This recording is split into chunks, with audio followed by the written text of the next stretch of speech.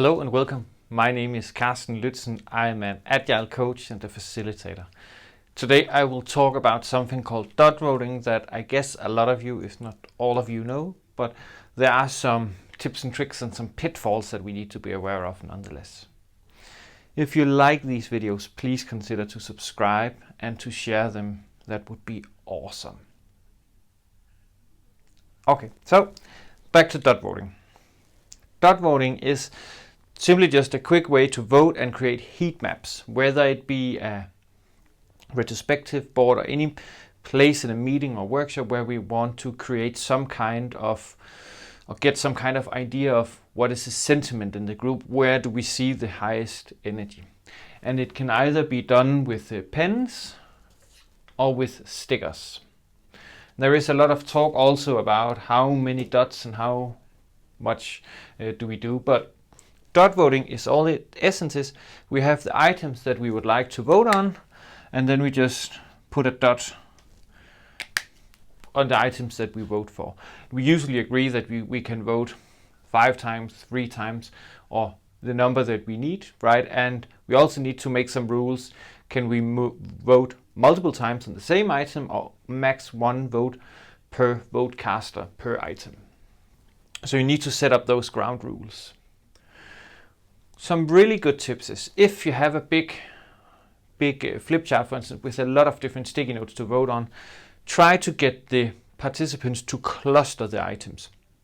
So we don't get into this overchoice thingy where we will spend a lot of time reading, trying to understand what is actually on all these sticky notes. That will take a long time and also probably lead to duplicated areas or duplicated post-its or whatnot, with votes that we then need to figure out afterwards, those were the same. So spend time, and this is really time well spent, on cluster the items up front. And my tip is also to use stickers. So buy some stickers like this, and then if people have 3 votes, then cut out small pieces with 3 votes each, and then everybody gets one of these, and this way it's easy for people to remember how many votes did I set and how many votes do I have left. You can also use markers, that's not a problem.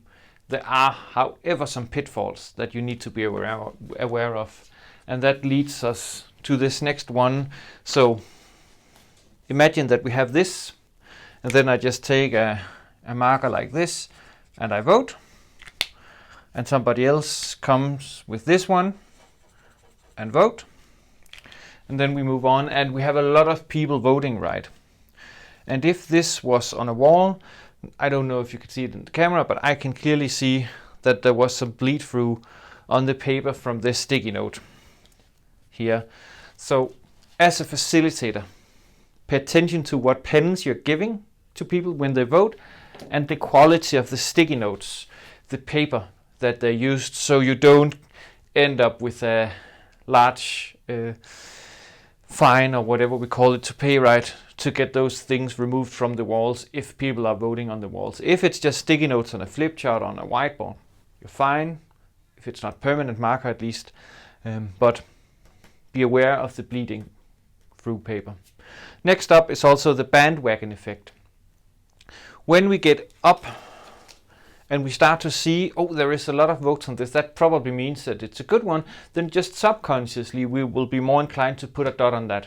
So we often see that the first 2, 3, 4 people casting votes, they will create a movement that will gravitate towards those that they picked. So dot voting in large groups where people are not necessarily psychologically safe, the bandwagon effect is something that you need to take into account. Especially when we're doing it physically, we cannot in a good way hide it. When we're doing it virtually, a lot of the tools out there, they can hide the votes so we don't see them until it's made public. So there we don't have the bandwagon effect to the same extent at least. You can have some kind of bandwagon effect in the conversations leading up to the vote, but that's outside the scope of this video. It's also not maybe the most reliable way of voting, but it's quick and easy. And when I say reliable, so if we say that we look at these these results. We have a lot of dots here. Is that because we have 2 people that was really enthusiastic about this and just cast all their votes, maybe even cheated a bit, all their votes on this one? Or is it actually a lot of different people voting for this?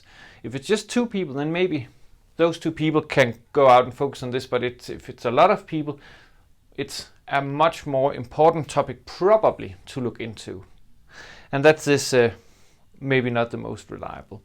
But in general, I use it when I facilitate retrospectives to figuring out what are the focus items, for instance, for the next sprint or iteration, or at workshops where we're trying to figure out what would a good next step be for us as a team, because again, we are a team and that limits the bandwagon effect to some extent.